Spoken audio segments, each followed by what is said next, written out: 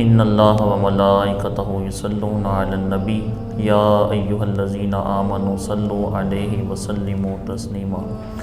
پڑھیے الصلاۃ والسلام علیک یا رسول اللہ وعلی آلک واصحابک یا حبیب اللہ، الصلاۃ والسلام علیک یا نبی اللہ وعلی آلک واصحابک یا نور اللہ۔ آج انشاءاللہ عز و جل اللہ عز و جل کے فضل سے، اس کی عنایت سے، اس کی رحمت سے انشاءاللہ عز و جل سورہ نور کا مختصر سا کچھ عرصہ جو ہے وہ آپ کی خدمت میں پیش کیا جائے گا۔ پچھلے جمعے کو سورہ نور کے بارے میں عرض کیا تھا، تو سورہ نور کے اندر اللہ رب العزت نے جو مضامین بیان فرمائے ہیں اس کو ذکر کیا جائے گا۔ بسم اللہ الرحمن الرحیم۔ سورۃ انزلناہا، اللہ رب العزت فرماتا ہے کہ سورہ نور وہ سورت ہے جس کو ہم نے نازل کیا، وفرضناہا، اور اس کے احکام کو ہم نے فرض کیا، وانزلنا فیہا آیات بینات لعلکم تذکرون، اور اس سورت کے اندر ہم نے روشن نشانیوں کو بیان کیا ہے تاکہ تم نصیحت پکڑو۔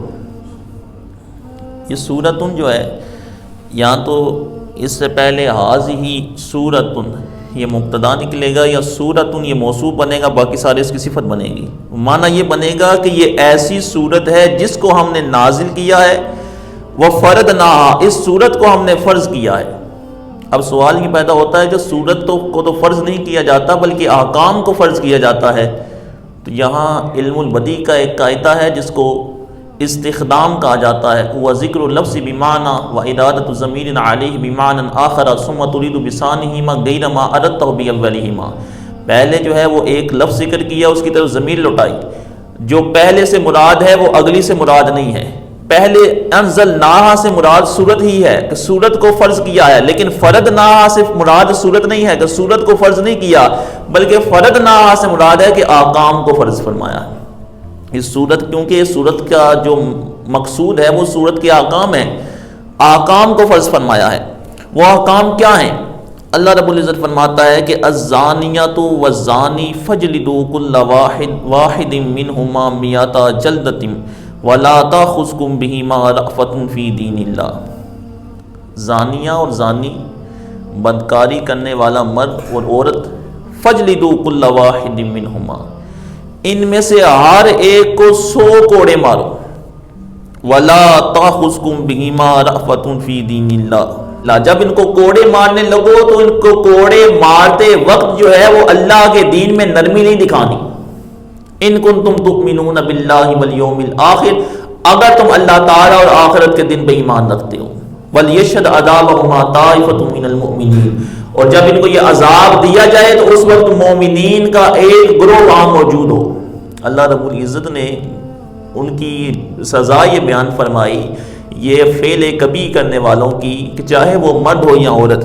الزانیۃ والزانی، اس میں جو الف لام ہے یہ استغراقی ہے، کہ جو بھی ہو اس کو جو ہے وہ 100 کوڑے مارنے ہیں۔ یہ حاکم اسلام کے اوپر اللہ رب العزت نے فرض فرما دیا ہے کہ اپنی حکومت کے اندر، ہر اسلامی حکومت کے اندر یہ فرض فرما دیا ہے کہ یہ حکم جاری کیا جائے اور یہ جو ہے معاملہ کیا جائے کہ ہر ایک کو 100 کوڑے مارنے ہیں، اور جب 100 کوڑے مارنے ہیں تو وہ نرمی سے نہیں مارنے، اللہ کے دین میں نرمی دکھاتے ہوئے نہیں مارنے، اگر اللہ تعالیٰ اور آخرت کے دن پہ ایمان رکھتے ہو۔ اب اللہ عز و جل نے یہاں جو ہے وہ اس کا بدکاری کا حکم بیان فرما دیا کہ یہ کتنا برا گناہ ہے، یہ کتنی بری چیز ہے۔ اس کا جو عذاب ہے وہ اللہ رب العزت نے دنیا میں یہ رکھا ہے، اس کا عذاب دنیا میں یہ رکھا ہے کہ دونوں کو 100 کوڑے مارنے ہیں، اور 100 کوڑے مارتے ہوئے جو ہے وہ نرمی نہیں دکھانی، جتنی زور سے ہو سکتے ہیں وہ مارنے ہیں۔ تو یہاں سے یہ پتہ لگتا ہے کہ یہ فعل جو ہے وہ کتنا کبھی ہے، اللہ رب العزت کی بارگاہ کے اندر یہ فعل جو ہے وہ کتنا برا ہے۔ آج آپ کو کتنے ایسے لوگ ملیں جو اسلامی سزاؤں کے خلاف باتیں کرتے ہوئے نظر آتے ہیں۔ شریعت اسلامیہ نے جو مقدر فرما دیا ہے، ان چیزوں نے جو ہے وہ مقدر فرمایا ہے کہ یہ کام کیا جائے، آج وہ لوگ ان کے خلاف باتیں کرتے ہیں اور کہتے ہیں کہ اسلام معاذ اللہ سوکیانہ مذہب ہے، اسلام تو جو ہے وہ لوگوں کی جانیں لیتا ہے، اسلام تو جو ہے وہ اس طرح کے فعل بد کرنے والوں کو مار دینے کا حکم دیتا ہے۔ اسلام جو ہے وہ ان چیزوں کا حکم دیتا ہے. اللہ رب العزت نے جو کچھ فرض فرمایا ہے اس کے اندر لوگوں کا بھلا ہے, اس کے اندر جو ہے وہ لوگوں کی اس میں حکمت پوشیدہ ہے کہ اس سے لوگوں کی جو ہے وہ اصلاح ہوگی. جب ایک کے ساتھ یہ معاملہ ہوگا تو 100 کو نصیحت ملے گی. جب ایک کے ساتھ یہ معاملہ ہوگا تو 100 کو نصیحت مل جائے گی. ان کو پتہ لگے گا یہ فعل جو ہے وہ اس کے اوپر صرف آخرت میں سزا نہیں دی جاتی, اس کے اوپر تو دنیا میں ہی ایسی سزا دے دی جاتی ہے, اور وہ جو ہے وہ اس فعل بد سے باز آ جائیں گے. امام فخر الدین رازی نے تفصیل کبیر میں اس بات کو بیان فرمایا, فرماتے ہیں کہ وَلَا تَأْخُذْكُمْ بِهِمَا رَأْفَةٌ فِي دِينِ اللَّهِ, جو اللہ تعالیٰ نے یہ فرمایا ہے کہ اس کو 100 کوڑے مارو, اور 100 کوڑے مارتے ہوئے نرمی نہیں دکھانی. اس کا آپ فرماتے ہیں اس سے یہ پتہ لگتا ہے کہ یہ بدکاری کا فعل جو ہے وہ اللہ رب العزت کی بارگاہ کے اندر کتنا سخت ناپسندیدہ ہے, اور کتنا بڑا حرام جو ہے وہ اللہ رب العزت نے اس کو فرمایا.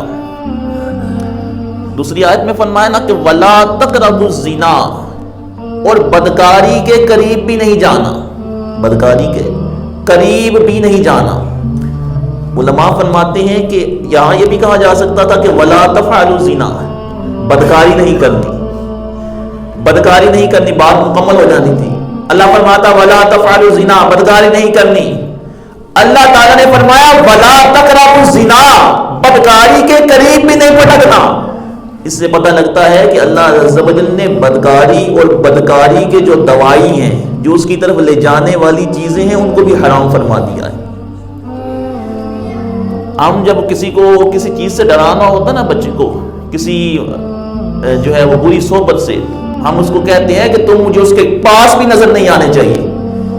تو من ہوتا دسیا نہیں نا, کہ چھڑنا تو نہیں, دسنا تو کوئی مسئلہ نہیں نا ہے, ورنہ کہنا ہے نا تم من ہوتا دسنا نہیں چاہیے تھا.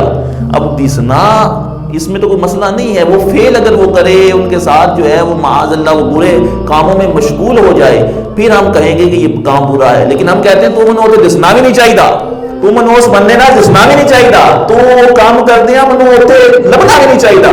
کیوں؟ کیونکہ ہمارے نزدیک اس کی جو ناپسندیدگی ہوتی ہے وہ اتنی زیادہ ہوتی ہے کہ ہم اس بات کو بھی گوارا نہیں کرتے کہ یہ بندہ جو ہے وہ ہمیں اس کے آس پاس نظر آئے. تو اللہ رب العزت نے بھی اس بات کو ذکر فرمایا کہ وَلَا تَقْرَبُوا الزِّنَا, تم اس کے پاس بھی نہ پھٹکو. کہ اس کے جو دوائی ہیں ان کو بھی حرام فرما دیا. دوائی کا مطلب ہے اس کی طرف لے جانے والی چیزیں, ایک ہے اصل بدکاری اور ایک ہے اس کی طرف لے جانے والی چیزیں. اس کی طرف لے جانے والی چیزیں کیا ہیں؟ نظر بد جو ہے وہ انسان کا بد نگاہی کرنا, بد نگاہی یہ بھی اس کی طرف لے جانے والی چیز ہے. بد نگاہی یہ اس کی طرف لے جانے والی چیز ہے, اس وجہ سے اس کو بھی حرام قرار دیا گیا ہے. ایک مرد, غیر محرم مرد اور عورت کا جو ہے وہ تنہائی میں بیٹھ جانا اس حیثیت سے کہ تیسرا ان کے پاس کوئی آدمی نہ ہو, یہ اس کو حرام قرار دیا گیا ہے. یعنی ایک مرد اور عورت کا تنہائی میں اس لحاظ سے بیٹھنا کہ تیسرا ان کے درمیان کوئی موجود نہ ہو, اور وہ تنہائی میں غیر محرم مرد اور عورت بیٹھے ہوں, یہ اس کو حرام قرار دیا گیا. کیوں؟ کیونکہ رب فرماتا ہے وَلَا تَقْرَبُوا الزِّنَا, یہ اگرچہ بدکاری نہیں ہے یہ, لیکن اس کی طرف لے جانے والی ہے. اور حضور علیہ السلام فرمایا کہ جب ایک مرد اور عورت یہ تنہائی میں بیٹھتے ہیں تو ان کے درمیان تیسرا شیطان ہوتا ہے. اگرچہ وہ فعل کبھی جو ہے وہ ان سے سرزد نہ ہو, لیکن شیطان ان کے دلوں میں ہیجان ضرور پیدا کرتا ہے, ان کو اس فعل بد کی دعوت ضرور دیتا ہے. اس وجہ سے اللہ رب العزت نے جو ہے وہ بدکاری کے ساتھ اس کے جو دوائی ہیں ان کو بھی حرام فرما دیا ہے. بد نگاہی بھی حرام ہے. بد نگاہی حرام اس لحاظ سے, آج کچھ لوگ ایسے ہیں وہ کہتے ہیں جی جڑا بھی کام تسی کرنا ہے حرام حلال چیک کرنا ہے وہ تسی قرآن پاک کھول دو.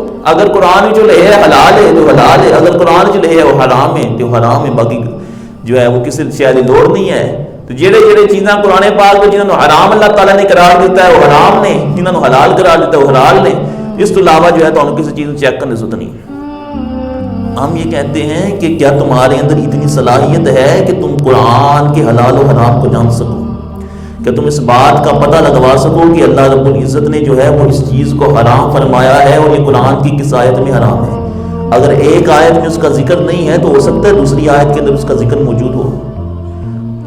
اگر تم کسی چیز کو جو ہے وہ تم کہہ رہے ہو کہ یہ مکروہ ہے, تو کیا تم بتا سکتے ہو کہ یہ قرآن پاک یا حدیث پاک کی کس نصوص سے یہ ثابت ہے؟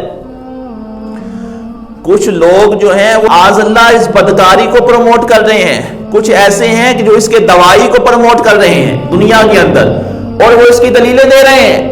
ایک غیر محرم مرد اور عورت کا جو ہے مخلوط اجتماع جو ہے اس کو جائز قرار دے رہے ہیں۔ گامدی جیسی فکر کے لوگ ایک مرد اور عورت کا ایک دوسرے کے ساتھ مل بیٹھنا، ان کا ایک دوسرے کے ساتھ سلام کرنا، مصافحہ کرنا اور اس طرح کے معاملات کو جو ہے وہ جائز قرار دے رہے ہیں، اور معاذ اللہ قرآن پاک سے جو ہے وہ نصوص پکڑ رہے ہیں کہ قرآن نے منع نہیں کیا۔ قرآن نے کنے نہیں آکھیا جی کہ مرد اور عورت جڑے نے کلے نہیں بہ سکتے، قرآن نے کنے نہیں آکھیا جی ہے کہ مصافحہ نہیں کر سکتے، قرآن نے کنے نہیں آکھیا جی انہاں دی کوئی ایجوکیشن جڑی ہے وہ جائز نہیں، قرآن نے کنے نہیں آکھیا جی یہ سارے معاملات جن قرآن نے، تم نے قرآن کو سمجھا نہیں، تو جب تم نے قرآن کو سمجھا ہی نہیں ہے تو پھر تم یہ باتیں کرو، تو اس وقت تو ہم مانتے ہیں کہ تمہاری جہالت عیاں ہو رہی ہے۔ اور جب تم قرآن پاک کی نصوص پڑھ کے لوگوں کو گمراہ کرنا شروع کر دو تو یہ صرف اور صرف جہالت نہیں ہے، یہ انتہا درجے کی جہالت ہے۔ یہ صرف اور صرف آدمی اپنے آپ کو گمراہ کرنے والا نہیں ہے، وہ ہزاروں کو بھی لے ڈوبنے والا ہے کہ جو دوسروں کو اس بات کی ترغیب دے رہا ہے، معاذ اللہ دوسروں کو جو ہے وہ اس پھیلے پڑھ کے اوپر اگا رہا ہے اور کہہ رہا ہے کہ نہیں قرآن نے تو منع ہی نہیں کیتا۔ اب یہ اللہ عز و جل نے فرمایا وَلَا تَقْرَبُوا الزِّنَا، بدکاری کے قریب بھی نہیں جانا۔ وہ کہیں گے نہیں جی اللہ رب العزت نے جو فرمایا ہے قریب نہیں جانا، کرنا نہیں ہے، اس سے مراد یہ بھی ہو سکتا ہے ناپسندیدہ عمل ہے جو ہے وہ اللہ رب العزت کو ناپسند ہے، حرام نہیں ہے۔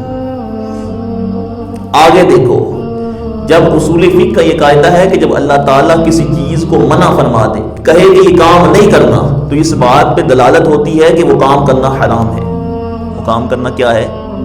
حرام ہے۔ جب اللہ کہے کہ یہ کام کرو تو اس بات کے اوپر دلالت ہوتی ہے کہ اس کام کا کرنا فرض ہے۔